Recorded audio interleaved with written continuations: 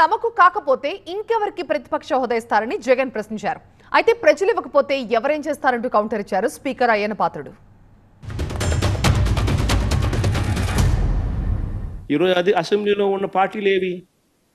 అధికార పార్టీలు, ప్రతిపక్ష పార్టీ మాదొక్కటే ఉంది. వేరే పార్టీలు ఎక్కడున్నాయి చెప్పండి? ఉన్నాయా ఎవరన్నా?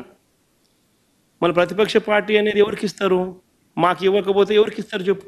ఉన్న వాళ్ళందరూ మంత్రివర్గంలో మంత్రివర్గ సభ్యులుగా మీరే ఉండరు, మీరే గవర్నమెంట్లో ఉండరు, అంతా మీరే రూలింగ్లో ఉండరు. మీరే ప్రతిపక్ష పాత్ర ఎట్ట పోషిస్తారు స్వామి? నాకు అర్థం కావడంలా. ఇది మనకు దేవాలయం లాంటిది. స్పీకర్గా నా బాధ్యత ఈ దేవాలయానికి నేను పూజారిగా పనిచేస్తున్నాను మాత్రమే, అంతే కదండి. దేవుడు తిరస్కరించిన వరాన్ని పూజారి నుండి ఆశించడం ఎంత తప్పు కదండి.